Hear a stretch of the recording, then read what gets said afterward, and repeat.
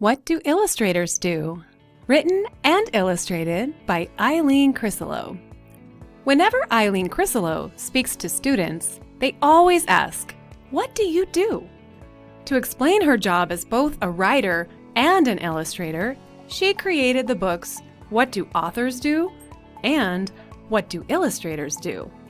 The funny cat in What Do Illustrators Do is based on her daughter's cat, Leonard. Actually, the cat in the book is orange because Crisolo wanted a more colorful cat. The real Leonard is mostly gray and tan. The genre of this story is informational text. So this story is going to give us lots of facts about this topic. As we read, we're going to be looking for details that support facts. We're going to be looking at the way the information is organized, and we're going to be looking at the illustrations that help explain the topic. We also want to be thinking about our essential question, how do pictures help to tell a story?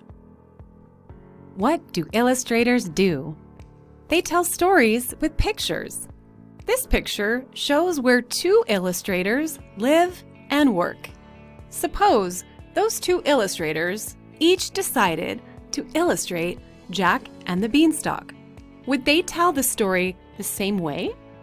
Would they draw the same kind of pictures? On the left, we have our first illustrator. Notice she has a dog. And she is saying, "I'm going to retell and illustrate Jack and the Beanstalk. Go lie down, Scooter. I'll take you for a walk later." And then on the right, we have our other illustrator. And he says, "I've been asked to illustrate Jack and the Beanstalk. Go away, Leonard." If we look at the picture on top, we can see it looks like an apartment complex, and we know that that's where the two illustrators live and work. And on the side there, it says Artist's Space. So we can see on the right window, we have that first illustrator that we saw on the bottom. She's the one who has the dog Scooter. And then in that left window, we can see our second illustrator. He's the one with the cat Leonard. Seems like both illustrators are too busy for their pets right now.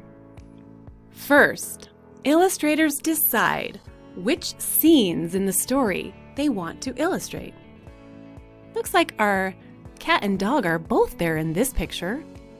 And our illustrator is saying, "There are so many scenes I want to illustrate, but I need to fit all of Jack and the Beanstalk into 32 pages. That's a tight fit." Now we have our little animal helpers down here at the bottom. And Scooter says, "Are all books 32 pages?" And then Leonard says, "Most picture books are." So it seems like Scooter and Leonard are going to be helping us out and giving us some very interesting facts about illustrating. A plan shows which pictures go on which pages. After illustrators make a plan for their book, they need to make a dummy. A dummy is a model of the book. First, they decide what shape and size the book will be. Notice at the bottom, it looks like we have a few different shapes to choose from, and Leonard is asking, would you choose a square, vertical, or horizontal dummy? And then Scooter says, "Dummy? I'm not a dummy." Then they make sketches of the pictures that will go on each page of the dummy. The first sketches are often rough scribbles on tracing paper. As they are sketching, illustrators need to decide how things will look: the characters, their clothes, the setting. Illustrators can use their imaginations, or they may have to do some research. So we can see he's thinking about what he wants Jack to look like, and he says, "I'll make Jack look like me in 4th grade." So he's got a picture of himself that he's going to use to help him come up with the character of Jack. And then it looks like he's not really sure what the shape of the beanstalk leaf is. So he's saying, what is the shape of a beanstalk leaf? And we can see he is doing some research to find out the right shape so that he draws it correctly. And then in the last little picture, he's trying to figure out where Jack lives. So this time he's just using his imagination. He says, I imagine Jack lives in a small country cottage surrounded by palm trees. Some illustrators are also authors, just like the person who did this story, right guys? They can change their story as they work on the sketches. So we can see our illustrator here has lots of notes that she's taking. She's kind of writing the story as she's doing the pictures, the illustrations. And then she says, why does this story have to be about Jack? It could be about Jacqueline.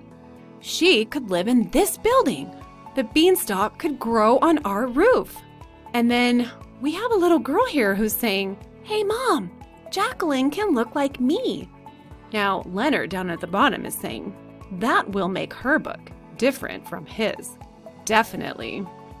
Each illustration has a different problem. For instance, from what point of view do you draw the magic bean being planted?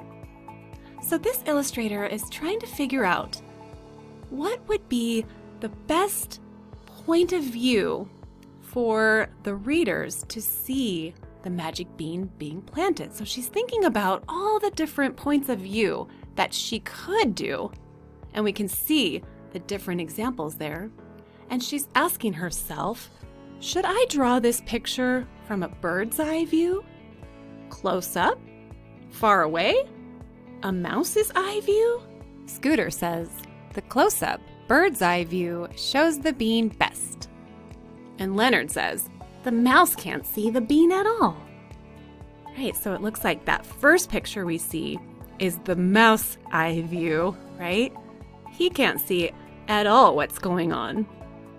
And then the one on the right, it looks like it's from farther away, and it's kind of hard to see exactly what she's doing. That middle one, the close-up bird's eye view, definitely shows the bean best. So I think she's going to go with that one. How do you draw a beanstalk so it looks like it's growing? And our illustrator says, Leonard, stop scratching. And then it looks like he's got a light bulb, an idea maybe. And he says, Leonard, you'll give the drawing scale. Leonard says, what is scale? Now, if we look at the picture that he did down at the bottom, it says, that night, Jack's cat watched as the beanstalk grew. Leonard says, hey, that's me. The beanstalk is smaller than me, then taller and taller. And Scooter says, you are like a measuring stick or a scale. So he decided to use Leonard to help us see how much the beanstalk is growing, because we know that Leonard isn't changing size, right guys? It's the beanstalk that's changing size. So scale just means a way to show measurement in a drawing. How would it feel to run across a table right under the nose of a sleeping giant? Illustrators need to draw how their characters feel. Sometimes they make faces in a mirror to see how an expression would look. Other times, illustrators need someone else to model for them. So notice, our illustrator is looking in the mirror and she's making a face. She's pretending that she is the character in the story and that she is the one running across the table right in front of the nose of the sleeping giant. So she's saying raised eyebrows, eyes wide open, mouth open. So she's making that scared look in the mirror so she can practice how she wants her character to look. And the page in the book she's working on says, Jacqueline tiptoed across the table. Hurry up, whispered the hen. She never sleeps for long. And there we can see she drew the character just like the face she's making in the mirror. Her eyes are wide open, her eyebrows are up, and her mouth is open. Each illustrator has a different style of drawing, just as every person has a different style of handwriting. So we can see here an example of several different styles that our illustrators could choose for drawing Jack and Jacqueline. Leonard and Scooter say, "We're trying a new style." Notice the shape of their faces, guys, has changed. They're definitely trying a new style. They look very different, don't they? When illustrators have finished their dummies, they show them to the editor and the designer at the publishing company. The editor decides whether the pictures tell the story. The designer makes suggestions about the design of the book. She chooses the typeface for the words and the cover. It looks like our illustrator is on the phone with his editor, and she's saying, "I love your illustrations, but Jack looks too old at the end of the book. And on page 21, the giant doesn't look mean enough." And then our illustrator says, "Okay, those things should be easy to fix." Scooter has a question. If she loves his book, why does she want him to change it? And Leonard says, she's just suggesting ways to make it better. Also, in case you were wondering about what the typeface is, remember it said that the designer helps to choose the typeface? It just means what style of lettering the title of the book is going to be, and also the style of lettering that's going to be inside the book. If we look at the words that the characters are saying in the pictures, that typeface, or the way the letters look, is much different from the typeface in the actual story. Can you guys see how it's different? Illustrators need to decide how they want to do the finished illustrations. They can draw different kinds of lines and textures with different kinds of tools. One illustrator says, "I'm trying different kinds of lines: pencil, pen, brush." Notice, each tool makes Jacqueline look much different. So we can see here is Jacqueline drawn in pencil. Next to that, it looks like Jacqueline drawn with a brush. And then down below, it looks like another one of Jacqueline drawn with a different type of brush. And then the one on the bottom right looks like Jacqueline drawn with a pen. Our next page says, they can color their illustrations with paint, pastels, pencils, or crayons. They can do an illustration without any black line at all.